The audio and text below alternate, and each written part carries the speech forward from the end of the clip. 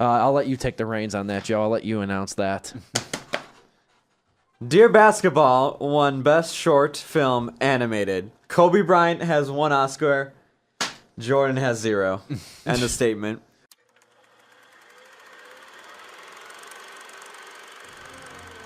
Live from Studio A on award-winning 89.1 WONC, Naperville, Chicago.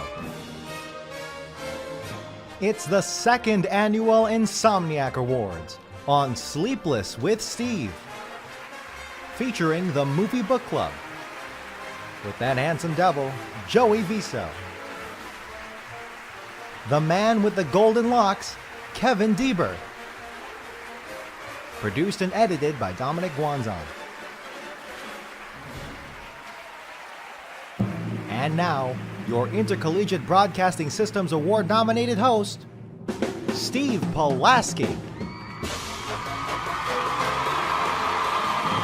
I am unworthy of such a wonderful opening. Found out moments ago I was going to have this terrific opening intro for Sleepless with Steve. What is going on, everybody? Back and better than ever for the show. As you heard, the 2nd annual Oscar Talk Insomniac Awards. I like that branding even better. I'm Steve Pulaski. I got 2 great men in the studio with me right now. I got Joe Viso. I got Kevin Deiber. What's going on, my friends? Not much, Steve. I'm just glad to be here. My face hurts from smiling so much already, and we haven't even started the show. Oh my God, that was a terrific intro. Tip of the cap to Dominic Guanzon. I've been having a terrible day, so I've been looking forward to this. Because, I mean, it's midnight, so it's already Wednesday, but I look forward to this every Tuesday night. You like a man who's honest. I was going to say, we are in that grind of the term. It is week 10.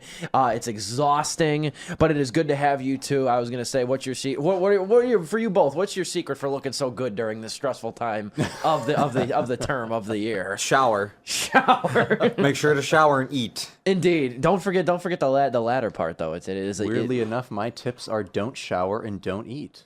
Okay, that's how you keep the illustrious figure. Just try and see which one works best for you. You can even mix it up. Maybe shower and don't eat, or don't shower and eat. Oh, bless the fact. We got options. Bless the fact this ain't a lifestyle show. Oh, but we got a lot to talk about today. We got a host of topics. We might even have to forego a couple breaks, but we will see. The Oscars were this weekend, the 90th Academy Awards. I know you two gentlemen watched it. Like I said, I know that I take it. It's a big deal over Pulaski Manor. I will say that it is a big deal. We're gonna give our general impressions of the winners, of the nominees. We've talked quite a bit. This is gonna be the 3rd time we brought it up so far. Talked about the nominations. Kevin, we had you back on in January to talk about those. Then me and Joe last week gave our picks of who we thought would win in the 6 major categories, and now we have the winners.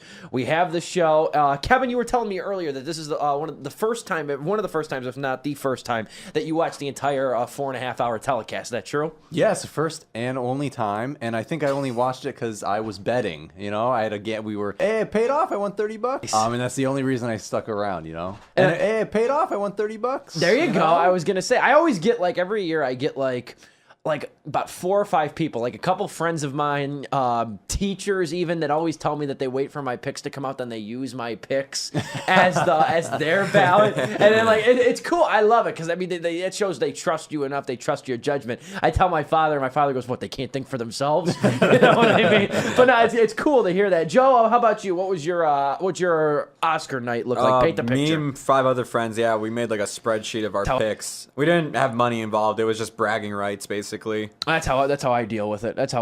So I first off, you guys have the number of how many you got right, how many picks you got right on Sunday. I got 16. Yes, I got 18, which I came one short of matching my record. The year that 12 Years a Slave won, I got 19. This year I got 18. Joe, do you remember how many you got? 12 or 13. 12 or 13? I was 3rd place with my friends, basically. Oh, okay. One of my friends was on a hot streak up until we got to short film, live action short film. Oh, yeah. Because nobody saw any of those, so it was just a gamble, and then he finally lost one. But he was on a hot streak where all his claims were correct. Don't get me wrong. I saw all the live action short films and I still picked wrong. I really because the favorite did not win. The favorite from the odds makers was DeKalb Elementary. Let's start the show with the most popular topic. The favorite of the live action short films was DeKalb Elementary, which was a really, really harrowing short film. I can't recommend that enough. But the winner of that wound up being The Silent Child, directed by Chris Overton and Rachel Shenton, the one about the young mute woman, which is a really good short. Don't get me wrong. I just thought it was going to be DeKalb Elementary, given all the talk. But it is great to have both of you gentlemen with. Where do you want to begin? I'm going to kind of throw it to you two. Anything that you want to particularly talk about winner wise? What do you guys want to mention first? I mean, should we start big? Let's swing for the fences. How about Best Picture? All right, absolutely. You know? So the Best Picture nominees, we had 9 this year. Would it have killed them to include a 10th for Big Sick or I, Tonya? I guess so. But we had 9 nominees this year. We had Call Me By Your Name, Darkest Hour, Dunkirk, Get Out, Lady Bird, Phantom Thread, Shape of Water, The Post, and 3 Billboards Outside Ebbing, Missouri. A lot of favorites were going towards 3 Billboards and The Shape of Water in the beginning part of the show. I went 3 Billboards Outside Ebbing, Missouri. I know, Joe, you went. I went Shape. You went Shape of Water. I was gonna say, and then I you went Get you Out. went Get Out. Yeah. That was the thing. This year it was so split amongst there was no core consensus. That was really. the thing with me and my friends. We all agreed that literally this is the first time we all thought any of these films could win. Like most of them, I'd be fine with it. Yeah, the thing is, I said before, this is a weaker lot of Best Picture in my opinion. But there is The Post and Darkest Hour. But Yeah. I mean, all the other ones, I was kind of I'm fine if that wins, honestly. No, it's true. Yeah, between, like I said, if it wasn't Darkest Hour, Dunkirk, or Phantom Thread, I probably would have been content with most of them. The Post, probably not either, but I would have been content with most of them. Yeah. Because it was like a dichotomy. It was either mediocre or really good, in my opinion. Yeah. But Shape of Water, directed by Guillermo del Toro, did take home Best Picture, which is good, I thought. So a lot of people are calling it. A lot of people were saying that it was the safe pick, for the Academy. If you've seen Shape of Water, I don't know how you can agree with that statement because that is a pretty eclectic movie. I mean, in terms of narratively, thematically, it's a very eclectic movie. Kevin, did you see Shape of Water? I did. I love Shape of Water. You did see. Okay, so I was gonna say, talk to me about your opinion. You think you happy it won Best Picture? Talk to me about that. You know what I think I am. The more I think about it, because it wasn't my personal favorite going into the show. I thought my personal favorite was 3 Billboards. But the more I kind of thought about it, and the more I read up about, I was reading about his budget thing. They had the thing where they made the movie for what, 19-something million dollars, which is 30 million less than he wanted to. Yeah. And I just think it's the most masterfully crafted film out of the bunch. I mean, that thing is just, every aspect of that movie means something. And I think that's the only one in the bunch that can boast that. You know what I mean? I understand. I It's understand so what you're saying. dense with symbolism and everything. Yes, it is definitely the most visually dense movie. I mean, you could talk about Dunkirk and how just in many ways radically to look at, you know what I mean? But I think when you're going to get down to, like you said, symbolically, detail oriented, I think that definitely Shape of Water goes up to that. I remember we were talking about it, Joe. You and I were a little bit split on it. I know you were not the biggest fan of Shape of Water. I was going to say your thoughts now that it is the Best Picture winner. I mean, I picked it. I saw it coming. I knew it was going to happen. Do I think, 3 Billboards should have got it, or Get Out, or Lady Bird? Yeah, but I recognize what Shape of Water did really good. Everything else that was nominated in, costume design, cinematography, was all stuff I praised the movie for. The thing that just, I just didn't like about the movie wasn't just sold on the idea of a man and a woman being in love with one another. It was just that main concept. I wasn't really sold. I didn't buy in that whole relationship. Everything else, though, I thought, the film, it deserved its nomination and everything. And even Best Picture. It's just, of all the picks, honestly, it was my least favorite I saw out of the ones nominated. Understandable. I was going to say, did you see, I know you did, Joe, did you see, Kevin, did you see the little ditty about Michael Shannon this morning that came out? No, did you I didn't. See? Oh my goodness, I will did pull it not. up. They'll do wonders for our visual, or our viewing audience. But you got to see this, though. So Michael Shannon, of course, co-star of Shape of Water. There's a picture that surfaced today, which I absolutely love. This is where he was on Oscar night. He was at the Old Town Bar, the Old Town Ale House in Chicago, watching the Oscars on a TV on mute. There's a good picture of Michael Shannon. He watched it win at a bar in Chicago. The reason he stayed in Chicago is because a play he was directing was it was the final night. It was closing night, so he stayed for that, and then he went to a bar afterwards, and you could see he's barely recognizable in that, and he's watching the Oscars on TV on mute at his favorite bar, and people and I Steve said this on Twitter today. I said people still need to be told that he's the best actor working today. It's insane. It's absolutely insane. He was the same way last year when he got nominated because he didn't get nominated this year for anything for Shape of Water, but last year he got nominated for Nocturnal Animals, his role in that. And I remember the Today Show or one of these shows called him and they said like, "Oh, Michael, congratulations on your nomination. Where were you at when you heard?" And he said, "I was actually at the train station. I have to catch this train to go shoot this new movie I'm a part of." So then they said, "So what are your thoughts now on being an Oscar nominated for an Oscar twice now in your career?" So Michael Shannon goes, "I'm thinking this train. What I'm thinking right now is this train's 5 minutes late." I love Michael Shannon, man. That's the guy right there. That is the guy. I love him. I wish he would have got a nomination. I told Joe movie. That should mean that he gets a nomination. They do it the year that he's in a movie. That should mean that he gets a nomination. He's a new MS. They do it to Meryl Streep. That's what I said. I said the Meryl Streep, the new MS. They do it to Meryl Streep. Meryl Streep shows up in an Audi commercial. They give her an Oscar nomination. You tell me the same can't be for Michael Shannon. She just shows up for the Oscars and she gets an Oscar nomination. No kidding, right? And she's and like I said, footnote. Maybe hopefully next year. Hopefully next year she'll be in a movie playing Tiffany Haddish's mother. I'm looking forward for that, just based on what Tiffany Haddish said at the show. But yeah, I'm content with Shape of Water winning Best Picture, though. I really am. I'm content with it. It's definitely not.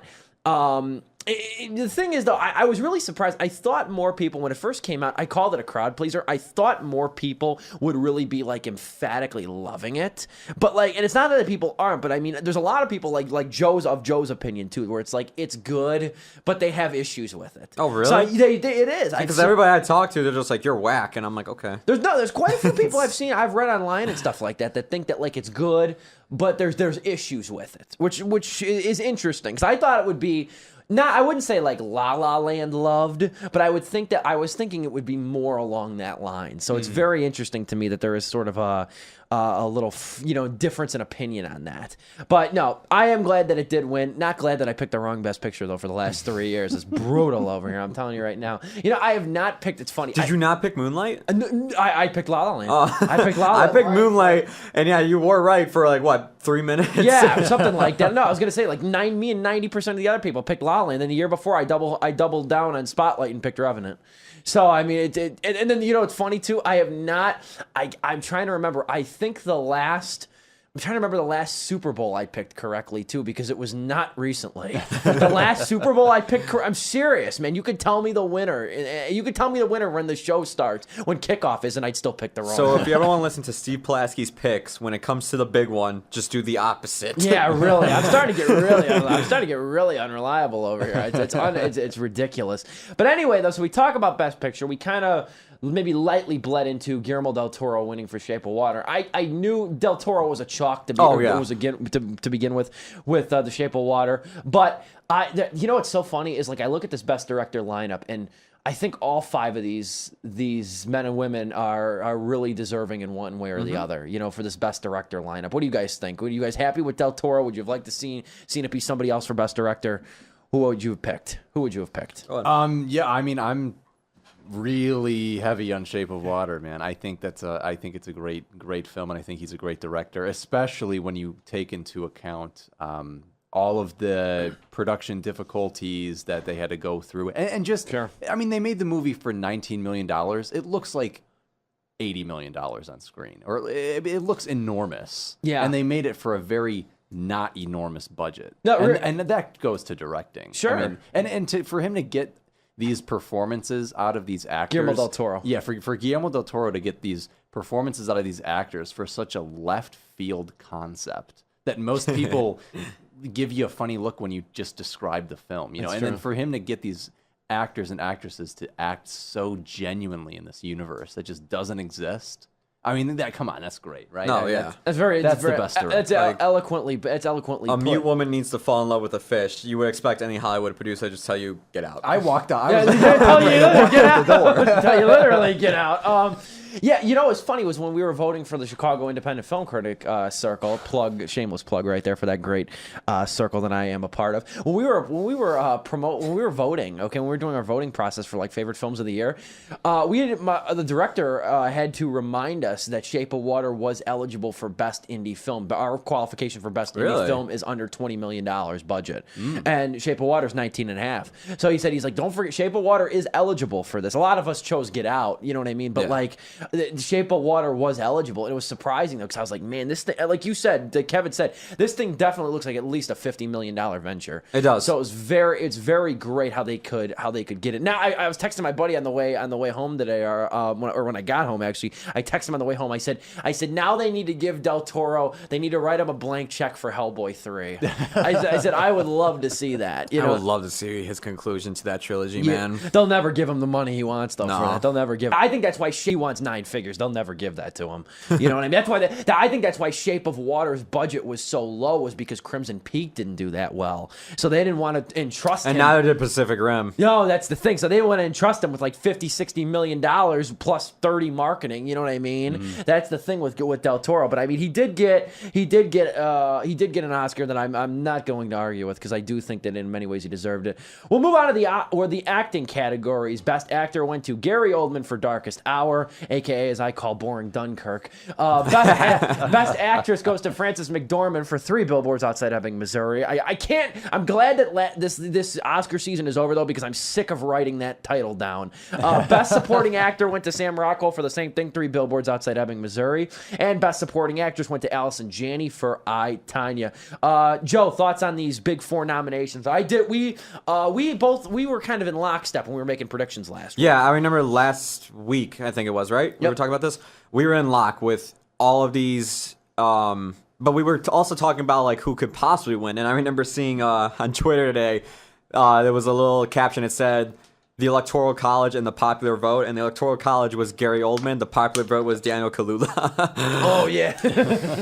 And it's like, honestly, when me and my friends did our little like bids on who's gonna win Best Actor, I just took a shot in the dark and I decided, you know what, I'm just gonna go with Daniel Kaluuya and just see what happens. Maybe I'll win. I knew it was gonna be Gary Oldman at the end of the day, but like I was like, there's a chance maybe. Yeah. What do you think, Kevin? I mean, Gary Oldman was the shoe-in. Oh, I mean, no one had so. any doubt, right? I mean, No. if they're going to go for a risky pick like Shape of Water, they have to pander to their roots in some way, you know, and this was, of course he was going to get it. Oh, I thought so too. I mean, you look at him, and yeah, Gary Oldman, experienced actor, has been in a lot of things, veterans, been working for decades. You have Darkest Hour, a biopic. Hollywood loves biopics. And then you have Winston Churchill, you know what I mean? Such an iconic, generation-defining character. Then you have Gary Oldman, who had to undergo a transformation, you know. That makeup, man. Through makeup and stuff. Of course, it was, you know what I mean? Of course. It won. It won for makeup and hairstyling. But, it was a good performance in what I think of as an aggressively mediocre movie. Yeah. You know what I mean? Because even the thing is, too, here's the thing. It's a mediocre movie. You know why? Is because everything you've heard about it too comes back to Gary Oldman. You know what I mean? For Darkest Hour, you don't really hear much else about the film outside of the fact that hey, it's, you know what I mean? It is Gary Oldman. It's not nominated. It's an original screenplay. It's not nominated for it. You know what I mean? There's really very little else besides visuals and acting wise. I was surprised going back to Best Picture, just surprised that it even got nominated for Best Picture when like I think only makeup and Best Actor were the only categories it was nominated in, right? I tell you, if it was going to be 9 nominations, I would have got rid of that, put in I, Tanya, or Big Sick. You know what I mean? Seriously. Because I wish The Big Sick would have got more. Oh, I love The Big Sick. I really do. Did you see, yeah. and I don't go nuts for this stuff at all. I just tuned in really early. Did you see Emily V. Gordon and Kumail Nanjiani on the red carpet? I did not, no. They're cool together. They just got such a great chemistry. And even Kumail Nanjiani says, too, he says, the couples who write screenplays together together, stayed together. But he said, he's like, we've been to so many of these award shows recently. He's like, and it turns out that these award shows, because they had just won the Spirit Award or one of those things. He's like, Kumail Nanjiani goes, he's like, me and Emily were saying it's a lot of fun to go to these award shows, but you know what? When you win, they're that much more fun. and I love Kumail Nanjiani. I even tweeted when he was up there on stage or whatever for a brief time. I even tweeted out. I said, this Kumail Nanjiani guy should be a comedian. I said, this guy's funny. He's cool. You know what I mean? I love him. He's great. I hope to see him do a lot more stuff. I hope to see him be a part of his own stuff too. Mm-hmm. I would not have any gripes if him and his wife Emily V. Gordon continue to write. You know what I mean? Together, because I think that they could tell a lot of great stories. If you're just tuning in right now, Sleepless with Steve, me, Steve Pulaski, Joe Viso, and Kevin Deiber talking the Oscars. We'll keep going though. We'll keep going here. So back to the acting categories. Frances McDormand, 3 Billboards. We agree? Oh, yeah. In this pretty lofty category of Best Actress, thoughts on Frances McDormand winning? Okay, well, I thought, other than Meryl Streep, everybody else in this category was at least good competition. But at the end of the day, once again, I knew it was going to be Frances McDormand, but everybody else in the category I could see being very good, competition against that. Yeah. What about you, Kevin? I knew it was going to be her. I mean, the hype from the Spirit Awards or whatever they're called, it was, of course, it was going to be her. But my favorite performance is Sally Hawkins. Really? Yeah. Yeah. I mean, just because I'm just riding high on that movie. I love that movie. But yeah, I think I thought her performance was way more challenging, and she did a lot more with a lot less. Yeah. But that's not to take away from Frances McDormand. I mean, she did wonderful in that movie.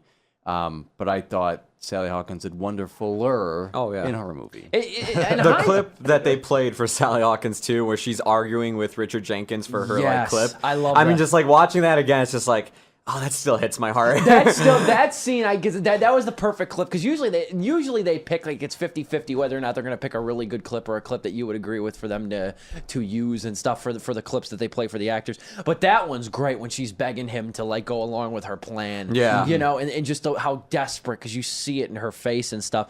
I'm really surprised because given the Academy really likes performers likes performances of people who play disabled characters or something like that. That's why Eddie Redmayne won over Michael Keaton the year he won for Theory of Everything over Birdman. So I think any other year, if Frances McDormand wasn't nominated, it could. Let's say for some whatever reason 3 Billboards didn't come out this year, and they put Jessica Chastain in for Molly's Game. I think Sally Hawkins would have won. I really do. Of that crop, I think she would have won. Mm-hmm. But I think Frances McDormand was such a tour de force for her that's what it was. I just looked this up today. Her husband. You know who she's married to? Mm-mm. You know who she's married to is Joel Cohen from the Coen brothers. Really? She's married to Joel Cohen. Yeah, I didn't know that. I had no idea. Well, that's probably why she pointed him out. In her speech. Yeah, that would make sense. Because I was I was thinking, I said, why is she only shouting out one of the brothers? There's 2 of them. Yeah, and I was that's her husband. Yeah, I didn't know that. Sense. She hates Ethan. I liked her.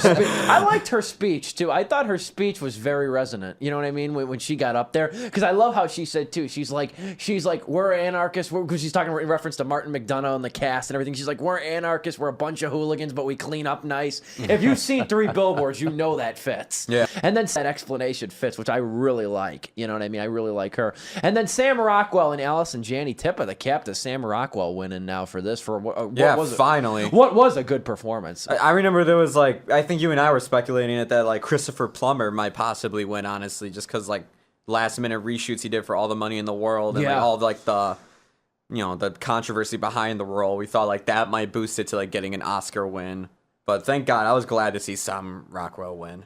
Mm-hmm. I had him pegged. I was curious as to how unusual is it that the same movie has 2 supporting actors nominated? Yeah. Yeah, you know what I mean? It's not wholly common. You know what I mean? It's not wholly common. And when you consider, too, it's been out for a while, no spoilers, but when you consider Woody Harrelson's not in 3 Billboards as much as you might expect. Mm-hmm. You know what I mean? Going into it, he's not as big of a role as you might expect. I think they're both well-deserved nominations, but there's not a ton of times in the history of the Academy Awards where there's been 2 actors or actresses, 2 performers nominated for the same category for the same movie. Mm-hmm. That doesn't happen very often.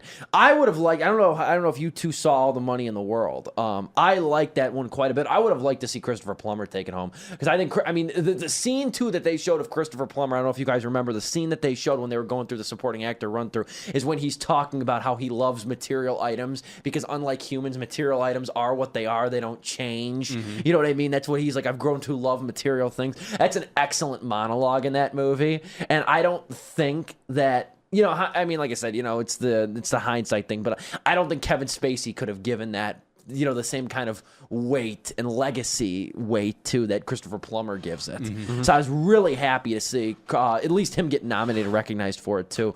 But the only supporting actor performance I still have not seen, and it aggravates me, is Willem Dafoe in the Florida Project. Yeah, I know, me neither. I am livid that I've not seen that because it did not come anywhere near here. Number one, Is it ever gonna get released? it's on out here? DVD. It's on DVD now. It is. I've been on the hold list Same. for like 3 months at the public library, and I'm still on the hold list. It just came out 2 weeks ago to DVD. It just came out about 2 weeks ago. Oh, so those holds have just been backlogging. Yeah, and the problem is you it's know? not a big movie, so the libraries do not have many copies of this thing. You know what I mean? So you're just kind of waiting for like the other degens like myself that are you know, gonna watch this movie. I've been itching to see this thing because I love Sean Baker, the director of it. He directed Tangerine, and Tangerine was directed on an iPhone. You know what I mean? He's made a lot. Starlet was another good movie he did. But yeah, I like the beard Willem Dafoe had. They showed him in passing at the Oscars and stuff. He had that long, thick beard and everything. He reminded me of Casey Affleck too, because Casey Affleck last year for Manchester by the Sea, he came and he had that really thick beard because he was shooting a movie. I think he might have been shooting some scenes for a Ghost Story at that time. Yeah, I think so. I think he was a David Lowery film and stuff, but I mean, he came with that big beard, and then there was that good. There's always like these weird dress thing. Like there was one like Timothy Chalamet at the Spirit Awards. Did you see him at the Spirit Awards? He had like a white dress shirt on, and he had his hair kind of like parted in a way. And they said, and I saw online, they're like Timothy Chalamet dressed like a gas station attendant. Because he does kind of have that look. He does kind of have that look to you. He's like the kind of guy that's like working at the gas station, reading like like he's an English major. He's reading like he's reading some sort of like he's reading Hamlet or something behind the gas by Speedway working. I love Timothy Chalamet. He will win an Oscar. It's like Michael B. Jordan. It's like Miles Teller. Timothy Chalamet. Those three. Give them 10 years. They're gonna win an Oscar. Oh yeah. I knew it wasn't gonna be this year for Chalamet, but it's gonna happen. You know what I mean? It's gonna happen. Those three are definitely locks for Oscars. I'm gonna throw it over to you guys though. What do you want to talk about? I know Joe's gonna break my back over the best animated short film over here. We'll get to that later. We'll save that for last. We'll save that for last because I want to argue. I want to get to original screenplay because I was so happy for Jordan Peele, and I loved his speech. Yeah, yes, he had a great speech. He had a great speech. Like, I mean, just a great opening joke to his speech, and just how he just wrapped it all up basically about making that film. And stopping and starting over 20 times. About like 20 times, like wondering, am I really gonna make this movie? Yeah, that was so cool to see him win. What do you think, Kevin? Yeah, I thought either Get Out or The Big Sick would be the best ones for this category because those are the tightest written movies I think in this category. Yeah, especially The Big Sick. I mean, I just love that movie, and I think they wrote that movie so that familiar territory seemed so fresh when they did it. Sure. Kuman Nanjiani, he posted on Twitter that they actually came in second. Like they were right behind Get Out, apparently. Really? Yeah, I guess like in like total votes, like they were like right behind Get Out. That's cool. That is cool. It deserved too. You know what I mean? Because like I said, I really do wish that got more nominees. I was talking to somebody. I said, if my opinion, I said it should have got nominations. I can't speak for winners, but I would have said Best Picture, Best Original Screenplay, and I would have said at least Best Supporting Actor Ray Romano, and even Best Supporting Actress Holly Hunter. I would think those two. You know what I mean? For those performances and whatnot. But also too, because I know we're talking Original Screenplay too, and like I said, Get Out wholly deserved it. But what do we make of Lady Bird not winning anything? Lady Bird did not walked away with nothing this time around. What do we make of that? Yeah. Nice. I don't know. I like the movie a lot. I just knew it wasn't gonna win anything, honestly, compared to everything else that was nominated in each category. Yeah, and that's kind of how it was. I think just the strength of competition nudged that out, you know what I mean, in a considerable way. I think that when you look at the categories it was nominated for, there was always a clear favorite over it. Yeah. Even audience-wise. But I do think that Lady Bird is going to have a good... I think, like, longevity's sake, I'll tell you right now, I think Get Out and Lady Bird are going to, in many ways, outlive, like 10 years down the road. I think in many ways they're going to outlive Shape of Water and Three Billboards. I really do. Probably. In terms of talk, in terms of legacy, in terms of hype, I definitely think Get Out and Lady Bird are poised to have stronger longevity than those two. But yeah, And I am very happy for Greta Gerwig. If anything, nonetheless. both for Jordan Peele and Greta Gerwig, it's a great start to their careers, honestly. It is. Like, you know, being that this was her first directed movie, and same to Jordan Peele, like, directed, it's like, wow, your first film, and both of you got nominated for an Oscar for Best Achievement in Directing, and your screenplay as well. Like, that's great. How do you top that? You Yeah, know, I know. That's going to be the thing, man. I tell you right now, I bet you if Jordan Peele thought Get Out was tough to start. He just cashes out now. But like I thought about that too, and again, I'll never be in this position. But I always thought, again, I said like going to live action short film, because I do want to give a tip of the cap. Again, I did it at the beginning of the show. I do want to give a tip of cap to Chris Overton and Rachel Shenton for winning for The Silent Child Best Live Action Short Film, because I love Rachel Shenton. I think she's going to be a name to know. Look her up. Look up The Silent Child, the short film. I think Rachel Shenton's going to be a name to know in several years. But anyway, the thing is like the same with them. Is I was even thinking, like, if I won an Oscar, especially that young, because Rachel Shenton's young, Jordan Peele's young, you know what I mean? Greta Gerwig, too, even though she didn't win, she's young. I remember thinking, like, I was thinking to myself, I was like, I wonder if I would go the Salinger route and just, like, not follow it up with anything. Like, everybody's expecting, you know what I mean, something, but it's like, I don't want to damper my legacy. Because, that's the thing with Jordan Peele. He's already working on something else. Yeah. But he even said, though, he said, I don't want to go I don't want to, I wouldn't want to continue that Get Out story unless I really thought that it could be continued, if I came up with a good idea. But I mean, no matter what you come out with, it's going to inevitably be compared to that. And I mean, Get Out is so highly praised. Lady Bird's so highly praised. How do you top that? How do you follow that up? So I would not want to be in the shoes of doing that. Did you see Keegan-Michael Keel's reaction Yes, on Keegan-Michael Twitter Key, where yep. he was like flipping out for his friend, like winning? That's so cool, man. That is so cool. You know what I mean? Yeah. He is actually, it's funny, and I bring this up to people. Keegan-Michael Key is in Get Out in a very brief scene. He is? In quote He's unquote. on the computer or something. He's on the right? computer. Yeah. He's on when Lil Rel Howery, Rod, is looking through the computer, the database of missing persons. You can see Keegan-Michael Key's face on the compucer screen. Oh, as that's one of the missing hilarious. people. So he is, because even Keegan-Michael Key, he stumped an interviewer one time. He said, he's like, I am in Get Out. He's like, he's like very few people catch it, but he's like, I am in there, which I think is funny. Of all the roles he could have had, you know what I mean? But no, original screenplay. I'm so glad that he won. I'm so glad Get Out had something. And I mean, it's great obviously it's awesome for Jordan Peele. I think it's awesome for Blumhouse, though. Oh, yeah. Blumhouse has made they're the kings of horror movies right now, of thrillers and everything. And they also make good dramas like Whiplash. Yeah, it's like, they have some really good films out there, honestly, with horror and dramas. They do, and they have, like I said, Blumhouse Tilt. I mean, they had one of my favorite movies last year in the Belko Experiment. I mean, they have an amazing roster of movies, and they're only getting stronger. I mean, even next month, too, I think there's going to be a lot of people talking about that Truth or Dare movie. I think there's going to be a lot of people talking about that when that finally rolls around. We just wrapped up talking about Best Original Screenplay. You know what, I don't have many gripes this year. Honestly, I come out really, really aggravated when another, but it's hard to come out in a year and be aggravated when a very original movie won Best Picture, number one.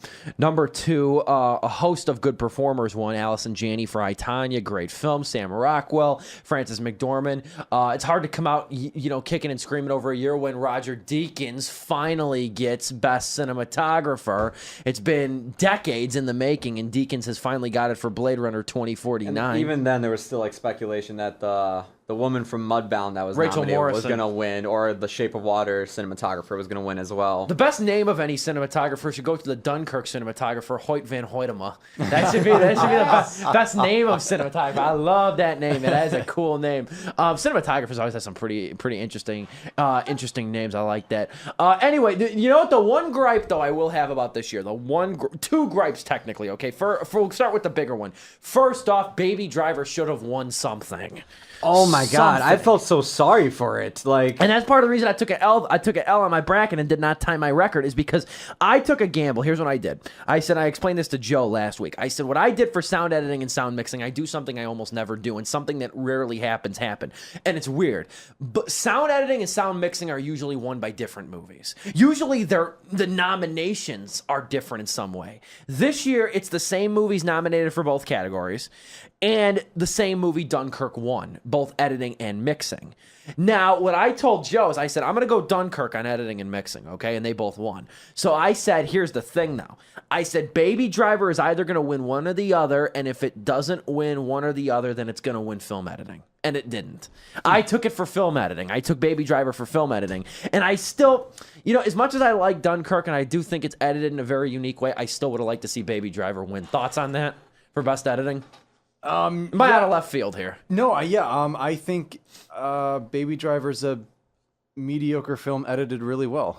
You think so? Really? That's an interesting statement. I like that. You didn't care for Baby Driver No, too much. I really did not like that movie. I wasn't. But it is edited very well. Okay. It is, and it sounds really cool, and I like that the music syncs up with the guy in the beginning. That's all nice and stuff. It's still a pretty okay movie. See, I know I like it. And the thing is, I'm not gonna say it's one of the top 10 of the year. I'm not. But I'm going to say for that category for film editing, I definitely think it deserved it. I said one of my main gripes with Baby Driver is it's one of those movies, and I've seen it a lot this year. It's one of those movies that should have ended 15 minutes before it does. You know what I mean? You could tell, I think Edgar Wright kind of struggled in terms of where to end the thing. Yeah. You know what I mean? Because there's got 3 endings on the movie. You know what I mean? If you watch it, it feels like there's 3 endings in a row. But I did like it a lot. I think there's a lot of great action, too. I mean, coming off of so many movies that I've seen, action movies, I think, Joe, you can attest to this, too. A lot of action movies, a lot of thrillers and stuff that are edited so poorly. To see something like that really feels well-formed and strong in that sense, I think is really good. I definitely think it should have got best editing, though. I really do. For that, I absolutely do. There was a lot of technical stuff it was nominated for that I was surprised it just didn't win, and Dunkirk kind of took it. But Dunkirk's another heavy technical film. You can't really argue. Honestly, I can't sent be a mad. tweet out that says everything I thought Baby Driver was gonna win just got jacked by Dunkirk. Once again, I'm not angry. It's very well deserved, but okay. No, I totally agree. I totally agree with that. That it's like I said, it's hard to argue with Dunkirk, especially in those categories, just because it's such a strong film in that regard. I am glad though. The one thing I am glad it lost out on though, just because of the fact that I didn't think its score particularly special. I'm glad Shape of Water got it. Alexander Desplat got it for best original score because I think that's more than deserved. I think. I think the music in Shape of Water is one of the best things about it. I don't know, Kevin, can you attest to that? I love the music. We were talking about this earlier. I just realized that the guy also did the Grand Budapest Hotel and stuff, and I just love his style. Alexander Desplat, he's done a lot of movies. He has done. I'm looking right now. He's done some Harry Potter movies. He's done some Twilight movies. Argo, Zero Dark 30, Godzilla, Imitation Game. He has done a host of great, memorable, Oscar-nominated scores. So, I mean, it's cool to see him win for something that is this good, too. You know what I mean? That is this level of quality. But that was one of my only bones to pick up, besides, like I said, Baby Driver not winning. I did take a risk on visual effects, too, because I thought for best visual effects... Apes. I was going for Apes. I was going for Apes as well. I was shocked. I was like, man, all 3 films, never once they won. I would have loved to see. Did you see War for the Planet of the Apes? I never did. I haven't even seen any installment in the trilogy. You have not? Okay. Oh man. No, I was late. Don't get me wrong. I didn't see him. I didn't see Rise of the Planet of the Apes and Dawn of the Planet of the Apes until this past year. I had not seen either. So because I wanted to see War for the Planet of the Apes. I think the amazing thing about this War for the Planet of the Apes, though, and Dom and I talked about it over the summer, was that It was like 150, 175 million dollars, and it was like it was one of the movies where like you could tell Guardians of the Galaxy $200 million production. You could tell that whole thing feels expensive. You know what I mean? Where War for the Planet of the Apes, it felt like they conservatively used the budget in a very interesting way. Like they really stretched how far that it could go. Wow. And how do you liked it. conservatively use $150 million? Well, there wasn't a lot of like. It's not really a war. It's not really. Well, the thing is, okay. it's not really like a big battle sequence. Like there was maybe maybe one or two scenes, but there never felt like a scene where it was like that's where a bulk of the money went, or Okay. like you know what I mean. Like that is where like that shootout. Like you're watching something like The Last Jedi. You know where some of the loftier expenses went to. Where War for the Planet of the Apes, like you really feel like they just funded it to make this world feel so lived in, so realized, which you don't see a lot. It's one of those things like you know it when you see it too. You know, like you're watching it and you just feel like this is an expensive movie, but it doesn't like it's almost so good looking you wouldn't even think it to be this 9-figure production. You know what I mean? Like or something like Guardians of the Galaxy Volume 2, even Kong Skull Island, which was nominated as well. That battle sequence at the end, you knew that was where a lot of the money went. You know, but I would have liked to see War for the Planet of the Apes, and I was thinking I was thinking too. It was either going to be Blade Runner 2049 for either or cinematography or visual effects. I didn't see it getting both. But lo and behold, it did. Yeah. I should have said it's like the gravity complex too. Like if a technically impressive movie wins visual effects or cinematography, it's going to win. It's probably going to win both. You know, if a technically impressive movie gets, let alone nominated for both, it's probably going to win for both. Any other points of interest, points of contention that you two want to bring up for the 90th Academy Awards? Show. You could talk about the show itself. You could talk about the presenters. Your thoughts on Jimmy Kimmel. Anything related. It doesn't have to be directly related to a category. Any topics. I'm just surprised I made it. I'd never done that before. Oh, I thought it was interesting. We were talking about original screenplay and how a lot of these nominees are young people, and in the winner, a very young person, fresh out first screenplay, and then on the other end of the spectrum, adapted screenplay was adapted by that really old guy, right? Wasn't he the James Ivory for Call Me by Your Name? Wasn't he the oldest winner? I think he's the oldest winner of anything. He's 89. Yeah, I mean that's just that's the two ends of the spectrum. It's kind of interesting. It's true. Not to interrupt you because I want you to continue, but I was gonna say like James Ivory winning an Oscar at 89. That is the perfect justification for when I graduate in June. My parents tell me I haven't done anything yet. I'm like, look at James Ivory. It took him to 89 to like, you know what I mean? Like hit that stride. You know what I mean? I got a good. I at least got till my 30s. At least got clearance now. At least until my insurance expires. You know what I mean? You got to give me that window. But did you see Call Me by Your Name? I still haven't. Am I the only one in the room that has seen Call Me by Your Name? Yeah. Really am. Which I did like. I liked it almost as much as the director's name, Luca Guadagnino. I liked it almost as much as that. No, Call Me by Your Name is good. You know what? The thing is, if you like a lot of French movies or you watch a lot of French movies, Call Me by Your Name is very French in a lot of ways. All the clips I kept seeing during the show, I was like, man, that movie looks like it was made by a French director. No, it is. Yeah, it is. I mean, like I said, it's as French as a cigarette after sex. I mean, that's how French this movie is.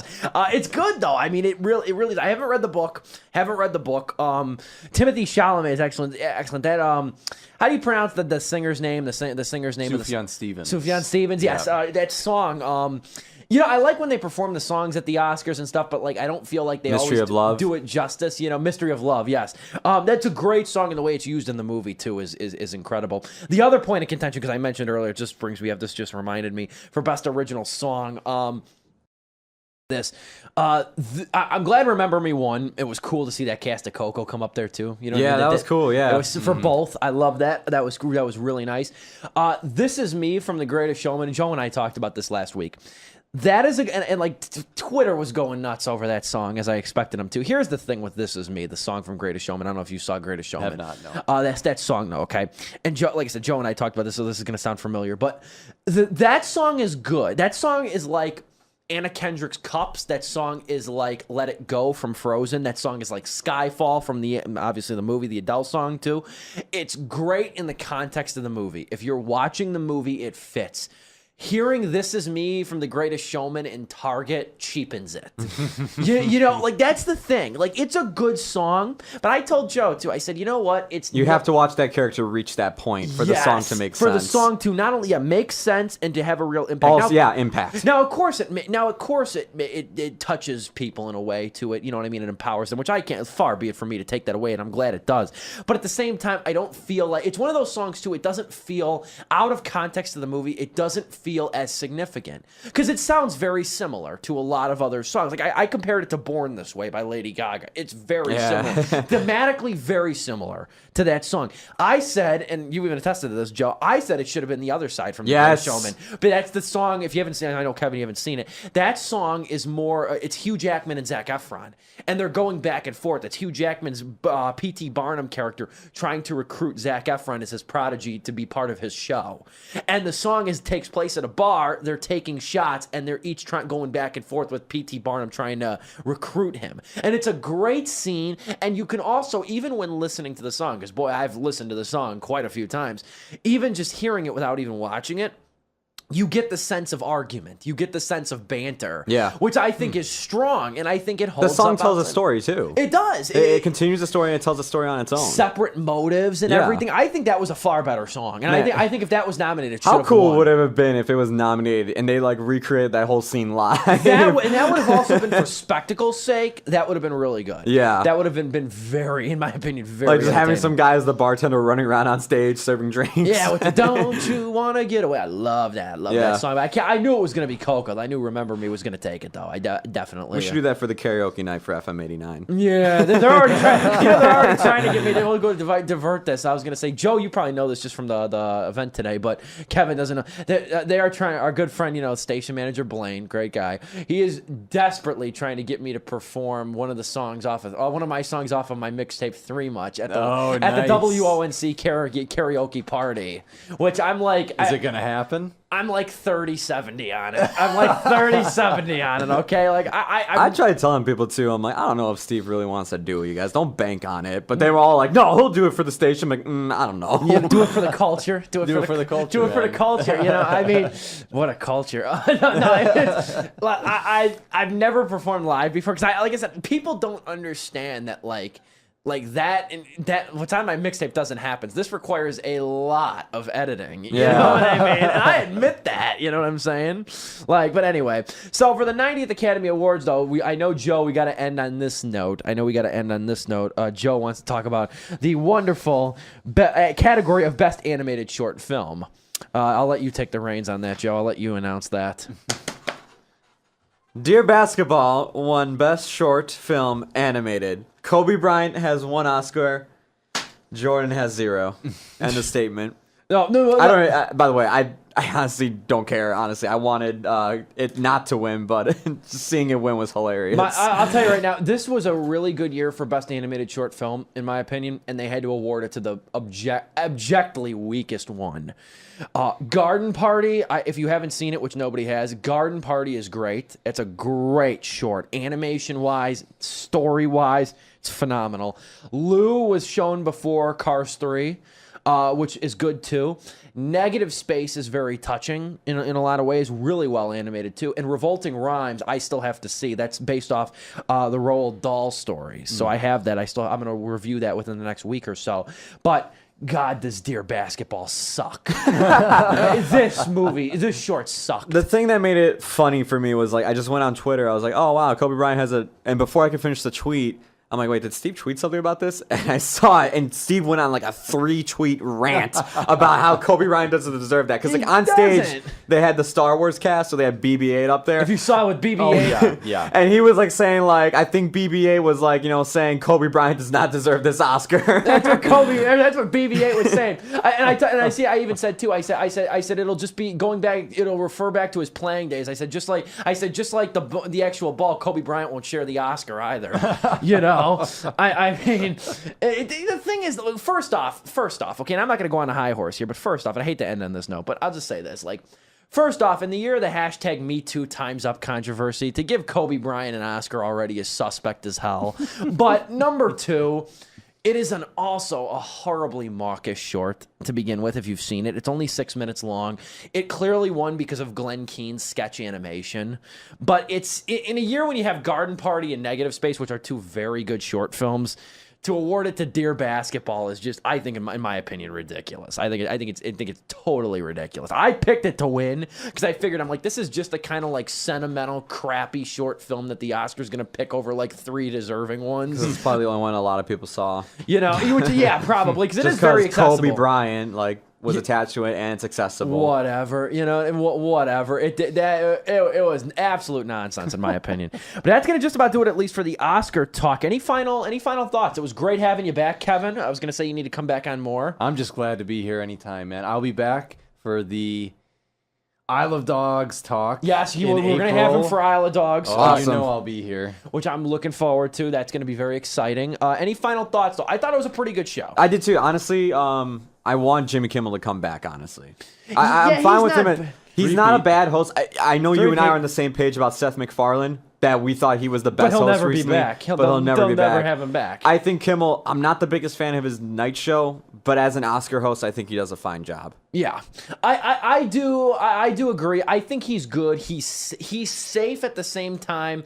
Like, it was a very serious show this year. It's very serious. Yeah. You know, in light of course everything that's happened politically and socially, in terms of Hollywood as well.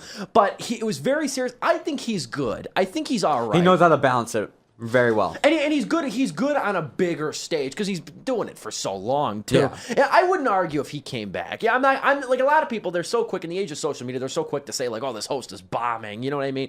He did fine. They do that with everybody. And then by the end, by the last hour, no matter who's hosting, there's such a non-factor because they're trying to rush it. Yeah. Because it always runs like they started at a half hour early this year. It still runs long. I love the fact they made the same two people who announced Best Picture. What's their name? Warren Beatty and Faye Dunaway. I love that they made him do it again. And then also that one guy from Shape of Water came up to the mic while everybody was clapping. They were about to end the show, and Jimmy Kimmel ran on stage. He's like, "What? What's wrong? What's going on?" And he's just like, "No, I just wanted to make note that." And he said something. He's like, "Okay, cool. You made note of it. Good night, everybody." I like when Kimmel said. I like when Kimmel goes. "Now see, this wasn't too bad. This wasn't that hard." You know what I mean?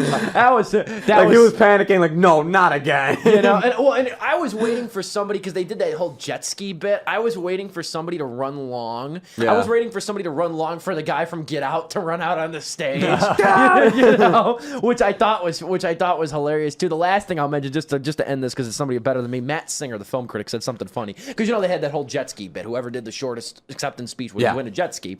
You know what I loved was Matt Singer from Screen Crush. What he said, he tweeted out. He said, "If I was one of the short film directors," he said, "where nobody cares, nobody's seen it anyway." He said, "I would have went up there if I won, said, 'Thank you, Academy. Thank you to my family. Good night.' Walked off, and then my next project is a movie about a guy with a jet ski." And I